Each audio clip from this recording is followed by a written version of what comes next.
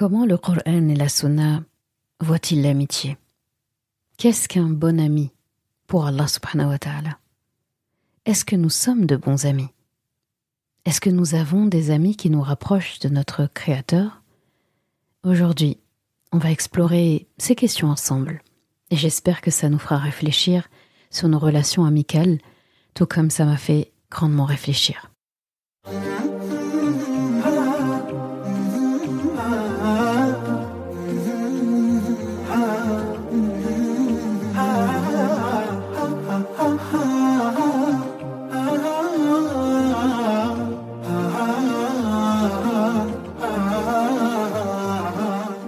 Bienvenue sur Coran de ton cœur, le podcast qui t'aide à reconnecter ton cœur à ton Coran.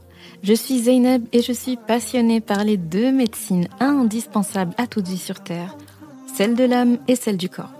Je suis donc enseignante de Coran et interne en médecine générale. Voilà plus de 10 ans maintenant que j'enseigne aux femmes à lire, à apprendre, à comprendre et surtout à vivre leur Coran au quotidien en reconnectant leur cœur au Coran.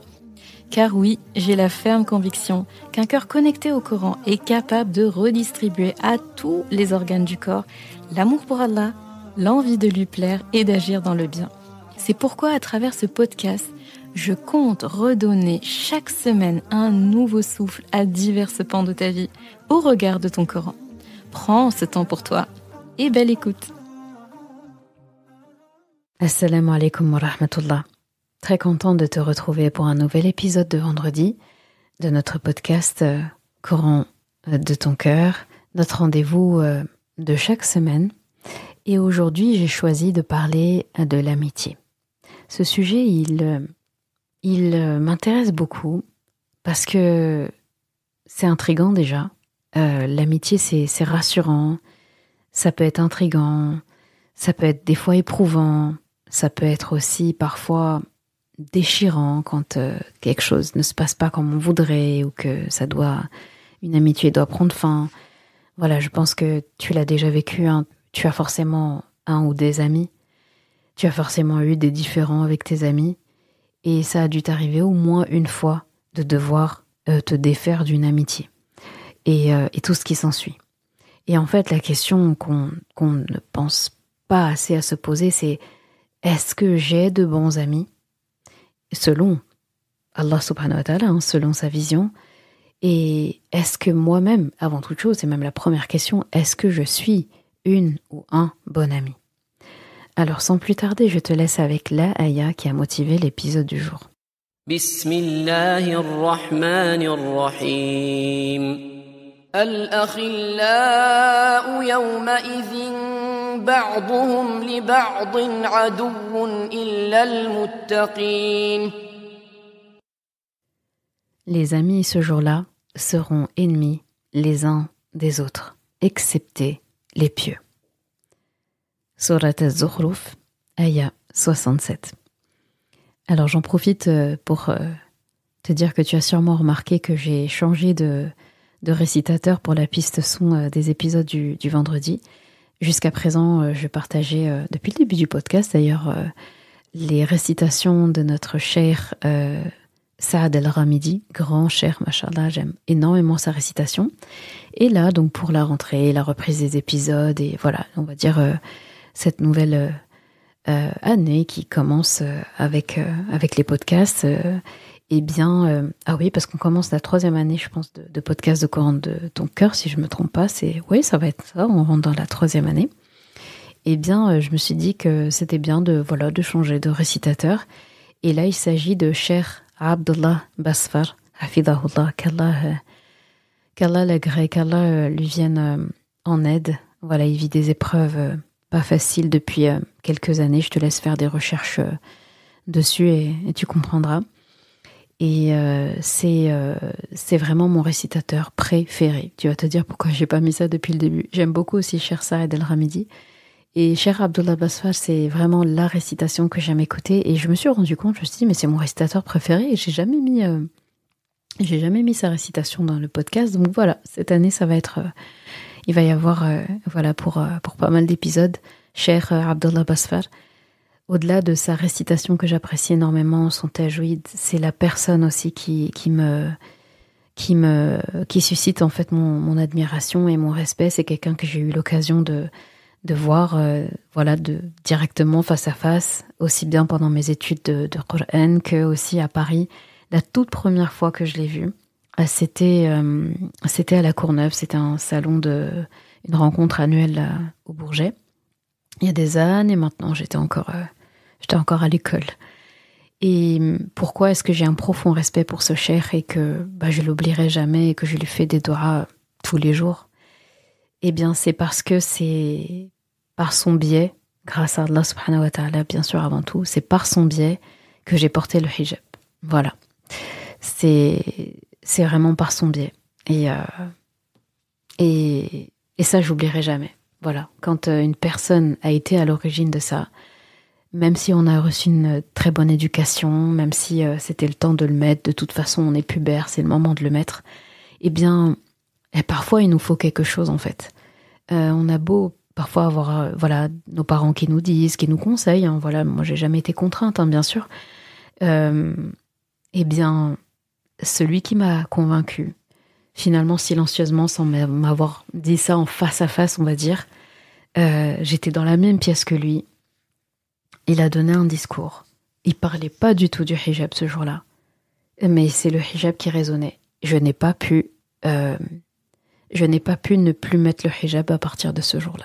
Donc, qu'Allah soit satisfait de Cheikh Abdallah Basfar, qu'Allah lui inscrive en tout cas beaucoup de hasanat pour tous les jours où je l'ai porté. Et aussi, du coup, par effet boule de neige, qu'Allah lui inscrive des hasanat pour tous ceux qu'ils ont porté le hijab, soit par ma cause, soit parce que j'en ai parlé, d'ailleurs il y a un épisode dédié, ou soit cette personne m'a posé des questions et j'y ai répondu, ou soit parfois on est l'exemple de quelqu'un d'autre, hein, quelqu'un va nous voir porter le hijab et ça va nous inspirer, on va commencer à se poser la question, etc. Pour tout ça, en tout cas, qu'Allah lui inscrive ces hasanats-là, et que ça pèse lourd dans sa balance. Amin ya Rabbal Alamin. Voilà. Je trouve que c'est important des fois d'expliquer l'histoire derrière certains choix. Et donc voilà, tu sais que quand je parle de Cheikh Abdallah Basfar, je parle de quelqu'un qui est très très très très cher à mon cœur. Alors du coup, on reprend notre sujet sur l'amitié. Et j'aimerais parler de l'amitié authentique en islam. Et pourquoi aussi j'ai choisi ces ayats-là, c'est pour dire qu'un jour, en parlant de Yawm al-Qiyamah, comme Allah le dit, il y a des amis en fait, la plupart des amis même, toutes les amitiés, eh bien seront comme des ennemis. Excepté, Allah émet une exception, ceux qui sont pieux. Et là, ça nous amène à comment construire une amitié qui est tellement solide, tellement sincère, l'amitié telle qu'Allah la voit, pour que Yawm al-Qiyamah, cette amitié, elle résiste. Et une amitié qui résiste à Yawm al-Qiyamah quand même ce jour-là où personne n'aura le temps de quelqu'un d'autre, on aura le temps de personne, on sera très préoccupé. On peut être très préoccupé mais ne pas être ennemi. Mais Allah dit, en termes d'amitié, les gens seront ennemis. Sauf ceux qui avaient une amitié authentique dans la piété. Et donc l'amitié authentique en islam, c'est pas une simple relation sociale, l'amitié. C'est un lien profond qui peut nous rapprocher d'Allah. C'est comme ça qu'il faut le voir. Et ça peut aussi, au contraire, nous éloigner d'Allah. Et c'est là que l'amitié, en fait, finalement, cette personne qui nous éloigne d'Allah, qu'on croit être notre ami, en réalité notre ennemi. Et vice-versa. Et le Coran nous rappelle que les amitiés doivent être basées sur la piété, comme l'ayat dans Surat Zukhruf que tu as écouté tout à l'heure te le dit.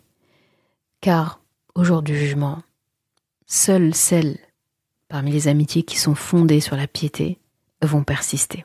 Donc les amis, ce jour-là, seront les ennemis les uns des autres, excepté les pieux. Ainsi, on peut dire qu'en fait, une amitié, c'est un lien précieux, mais c'est un lien fragile. La preuve, ça peut ne pas résister au temps, et ça peut surtout ne pas résister à Yawm al-Qiyamah. C'est une relation qui doit être sincère dans ce cas, et qui doit être orientée vers un objectif commun, la satisfaction d'Allah. En fait, c'est simple, il n'y a pas d'amitié qui est bien, qui est une bonne amitié, si ça passe pas par la satisfaction d'Allah. Si Allah n'est pas dans l'équation de notre amitié avec quelqu'un, faut se poser des questions, faut se réquestionner. Soit faut l'intégrer, soit c'est pas possible et c'est une amitié qui doit prendre fin ou en tout cas prendre une autre forme. Alors, moi en tout cas, quand je parle d'amitié, la question, parce que l'être humain doit d'abord se regarder soi avant de regarder les autres. Avant de se dire oui, c'est un tel qui m'a fait qui je suis. Comme j'aime dire, avant de chercher la bonne personne, la bonne compagnie, le bon conjoint, le bon collègue, le bon ceci, le bon cela, le bon partenaire, le bon associé, etc. Eh bien, suis-je la bonne personne? Suis-je la bonne amie? Suis-je le bon conjoint? Suis-je le bon associé? Suis-je le bon partenaire? Souvent, quand on répond à cette question, on trouve la bonne personne en face. Donc, suis-je un bon ami ou une bonne amie? Être un bon ami, ça ne se résume pas à être présent physiquement, ou à partager des bons moments. Voilà, on rigole, on passe un bon temps, chill, etc. Ça se résume pas à ça. Ça en fait partie, mais c'est bien plus profond que ça. Pour être un bon ami en islam, il y a plusieurs caractéristiques qu'on doit développer. Et voici quelques-unes qui sont essentielles. Je pense à la sincérité avant tout, al-ikhlas, la sincérité. Un bon ami aime son frère ou sa sœur pour Allah et uniquement pour ça. L'amour qu'il ou elle porte à cette personne n'est pas basé sur des intérêts mondains, mais sur une relation qui cherche à plaire à Allah subhanahu wa ta'ala. Le prophète sallallahu alayhi wa sallam disait: parmi les serviteurs d'Allah, il y en a qui ne sont ni prophètes ni martyrs, mais les prophètes et les martyrs les envieront pour leur proximité avec Allah. Et quand les compagnons ont demandé qui étaient ces gens, dont les martyrs et les prophètes vont être envieux, eh bien le prophète sallallahu alayhi wa sallam de répondre: ce sont des personnes qui s'aiment pour la cause d'Allah, bien qu'il n'y ait entre eux ni lien de parenté, ni échange de biens. Les deux pôles qui font que les gens sont inséparables, soit il y a les liens de parenté, et c'est des liens très forts, soit il y a des liens d'argent, de biens, etc. Et là aussi, c'est des liens forts. Les gens défendent bec et ongle leurs biens. Donc c'est dans ces moments-là qu'on voit vraiment l'intérêt de quelqu'un pour un autre. Eh bien, Rasulullah sallallahu alayhi wa sallam disait que quand on enlève les liens de parenté, on enlève les liens d'échange de biens, etc., l'amitié là qui perdure, qui est que pour Allah, c'est cette amitié-là que les pieux, les savants, les martyrs et les prophètes vont envier. Est-ce que tu imagines? C'est énorme. Un bon ami, c'est aussi quelqu'un qui soutient dans le bien. Un bon ami ne t'encouragera jamais, jamais à faire quelque chose qui te nuirait dans ta relation avec Allah. Être un bon ami, c'est encourager plutôt à accomplir les actes qui nous rapprochent d'Allah subhanahu wa ta'ala. Et dans une belle parole, le prophète sallallahu alayhi wa sallam a comparé l'ami pieux à un vendeur de parfums. Même si tu n'achètes rien, eh bien ce vendeur de parfums-là va laisser une bonne odeur. Tu rentres dans une parfumerie, même si tu n'as rien acheté, tu repars. Déjà, ça sent bon là-bas. Et en fait, c'est la bonne odeur qui te suit. Très souvent, en plus, on t'a fait essayer des parfums, etc. Et il explique plutôt, là je paraphrase, je ne cite pas, et il explique qu'alors, un mauvais ami, c'est comme un forgeron. Même si tu ne t'approches pas de son feu, eh bien tu risques non seulement de te brûler et de sentir mauvais. D'accord ?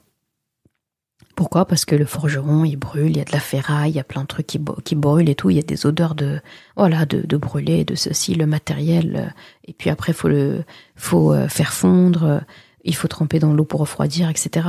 En fait, il y a beaucoup de mécanique, de manœuvres et tout, qui font que, surtout le côté brûlé, qui font que les odeurs c'est pas la parfumerie, hein, d'accord ? Et c'est impressionnant en fait qu'il utilise cette métaphore, cette parabole pour parler de la bonne ou la mauvaise amitié. Un ami un bon ami, si je suis un bon ami, eh bien, je suis aussi quelqu'un qui sait pardonner et qui sait être patient. Tous les amis font des erreurs. Tous, de toute façon, l'être humain fait des erreurs. Rasulullah sallallahu alayhi wa sallam l'a dit, kullu bani Adam khata. Donc tous les fils de Adam alayhi salam sont des pécheurs, font des erreurs. Et il précise que le meilleur parmi ceux qui font des péchés, donc tout le monde, en gros le meilleur parmi tout le monde, eh bien, c'est celui qui fait taouba, qui se repent, qui demande pardon. Et donc, un bon ami, c'est celui qui pardonne, autant que faire se peut. Et c'est celui qui ne nourrit pas de rancune, celui qui ne garde pas d'amertume inutile, qui s'encombre pas l'esprit avec des futilités. La patience est également une vertu qui est clé dans une amitié sincère. Je pense pas en fait qu'on peut être ami avec quelqu'un s'il n'y a pas de patience, c'est pas possible. Et Allah subhanahu wa ta'ala nous dit dans le Coran, pour parler de l'amitié, du pardon, de la patience, de rendre par le bien, eh bien il dit, répands le bien comme tu l'as reçu et repousse le mal par le bien. Et alors, celui avec qui tu avais une animosité deviendra comme un ami chaleureux. Tiré de Surat Fussilat, Aya 34. Maintenant, la question qu'on peut se poser, après s'être demandé « Suis-je un bon ami ou une bonne amie ?» Eh bien c'est « Est-ce que j'ai de bons amis ?» Tout comme c'est important de se demander si je suis un bon ami, c'est essentiel de savoir si je suis entouré des personnes qui m'élèvent moi aussi, donc de bons ou bonnes amis. Un bon ami, c'est quelqu'un devant qui on peut être soi-même.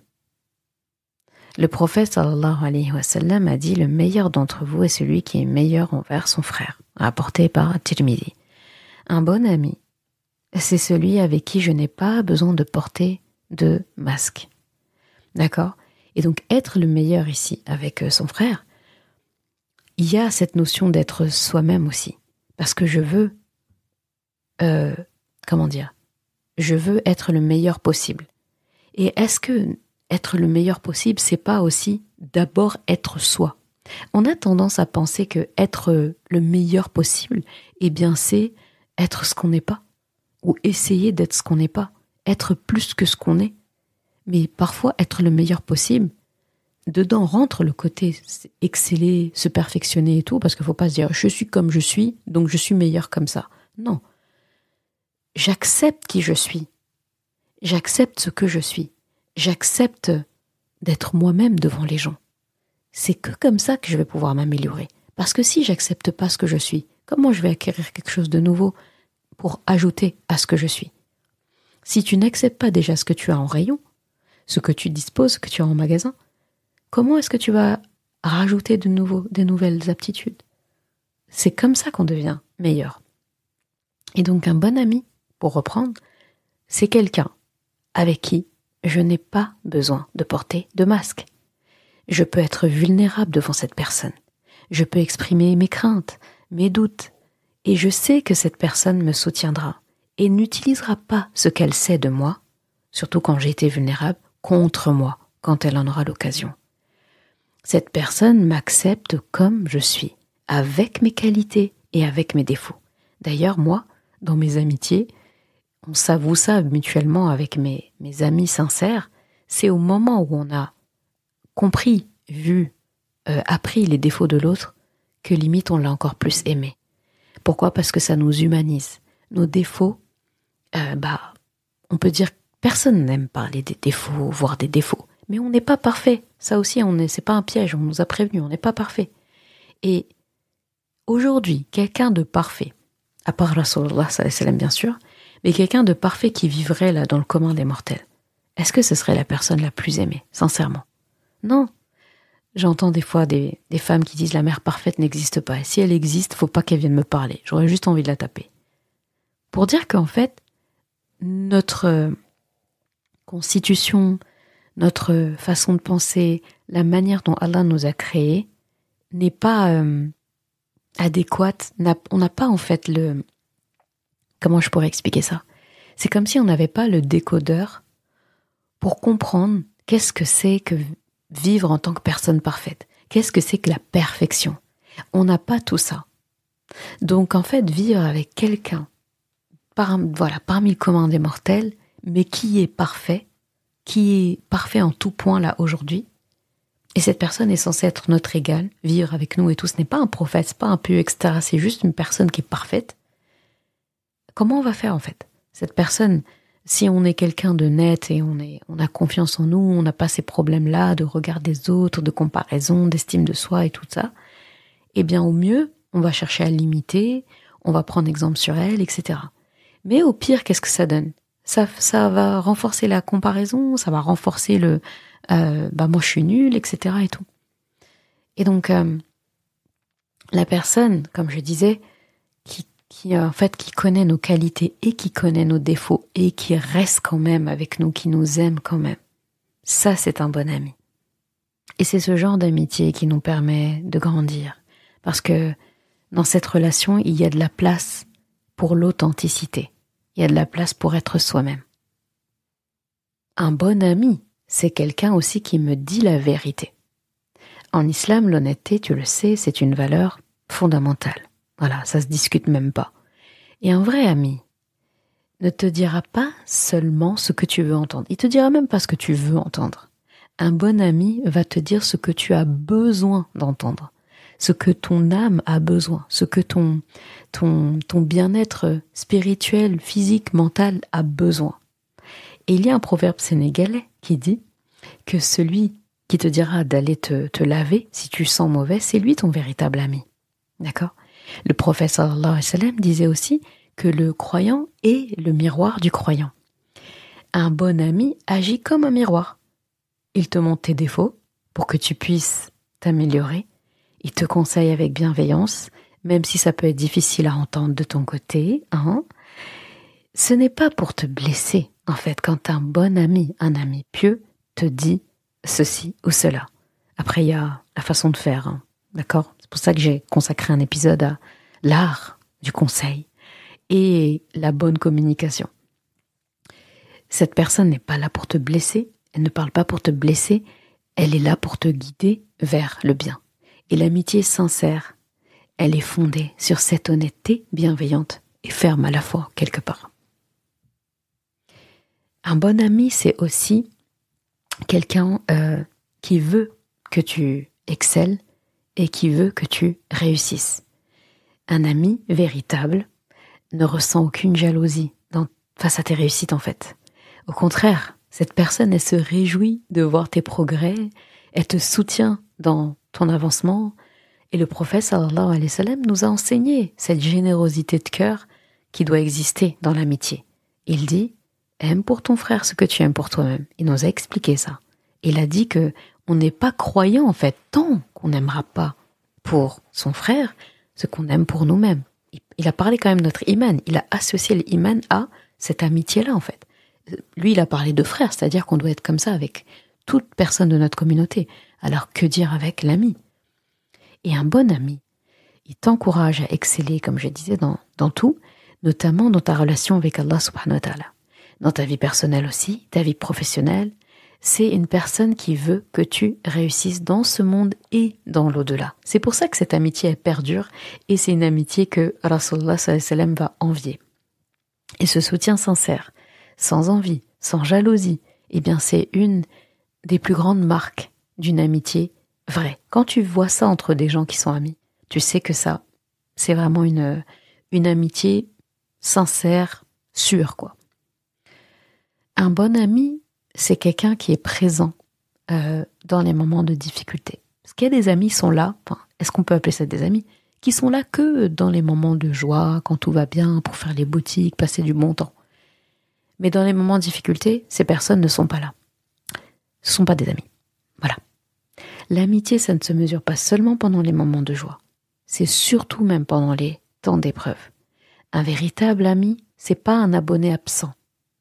Lorsque tu traverses des difficultés, cette personne, elle est là pour te soutenir, t'écouter, te conseiller ou te diriger vers des gens qui peuvent te conseiller. Elle t'épaule, elle t'aide, elle te laisse pas comme ça, elle dit débrouille-toi. Moi, j'ai pas signé pour ça en gros. Je suis pas là pour souffrir. Moi, j'ai Je veux juste passer du bon temps, d'accord? Dans les moments d'épreuve, c'est là que tu te rends compte de qui sont tes véritables amis. Allah subhanahu wa ta'ala dit dans le Coran, et les croyants et les croyantes sont alliés les uns des autres. Ils conseillent le bien, ils déconseillent le mal, ils accomplissent la salat, ils donnent la zakat, ils accomplissent à Allah et à son messager. Dans Surat Tawbah, ayat 71. Un bon ami, c'est quelqu'un qui te soutient spirituellement, émotionnellement. C'est quelqu'un qui est là pour te rappeler d'être patient, de garder ton iman en Allah subhanahu wa ta'ala et de ne jamais désespérer de la rahma d'Allah subhanahu wa ta'ala. Un bon ami, il y a plein de critères en fait pour un bon ami. J'essaye vraiment de dire ceux qui sont les plus importants, les incontournables. Eh bien, un bon ami, c'est quelqu'un qui ne t'abandonne pas aussi quand tu es vulnérable. La beauté d'une amitié véritable, eh bien, c'est dans le fait que dans les moments les plus sombres de ta vie, ton ami est là. Même s'il ne peut pas résoudre tes problèmes, sa simple présence te suffit parfois pour apaiser ton cœur. C'est quelqu'un qui te lâche pas quand ça va pas, quand tu es vulnérable. Ça corrobore ce que je disais tout à l'heure. Le prophète sallallahu alayhi wa sallam, pour ne citer que lui, était toujours là pour ses compagnons, quelle que soit la situation. Que ce soit dans la victoire, que ce soit dans la difficulté. Et c'est comme ça qu'il a établi des liens d'amitié basés sur la fidélité et le soutien mutuellement. Alors tu me diras, quand on a élucidé comment être un bon ami, quand on a compris qu'est-ce que c'est d'avoir de bons amis, eh bien là, on peut se poser la question, comment on choisit ses amis selon la sunna? Le prophète sallallahu alayhi wa sallam a dit, l'homme, l'être humain, est sur la religion de son ami, alors que chacun fasse attention à celui avec qui il se lie d'amitié. Choisir ses amis avec soin, c'est capital, c'est déterminant.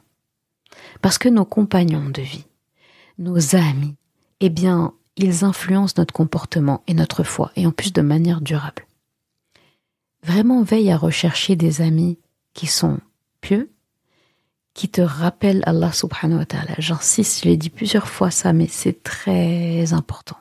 Si tu cherches autre chose en amitié, faut se préparer à souffrir à un moment donné, à être déçu, parce que les attentes en plus étaient même pas fondées sur Allah subhanahu wa ta'ala.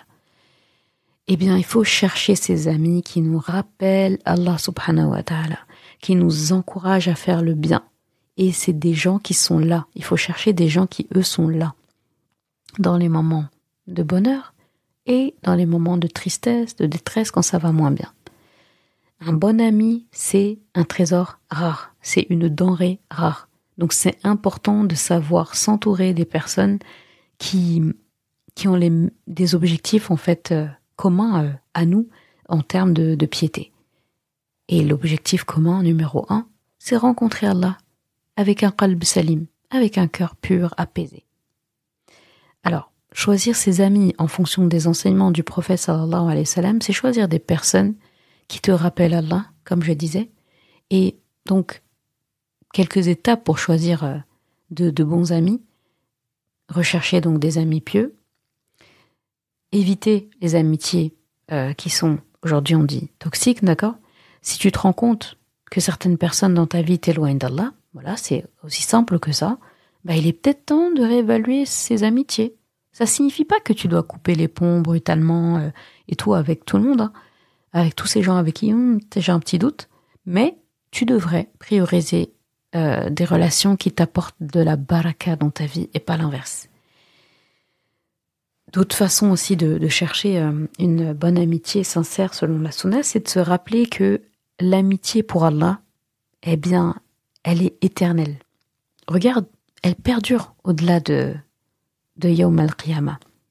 Les amitiés qui sont basées sur l'iman sont celles qui vont perdurer ce jour-là où personne n'aura le temps. D'accord ?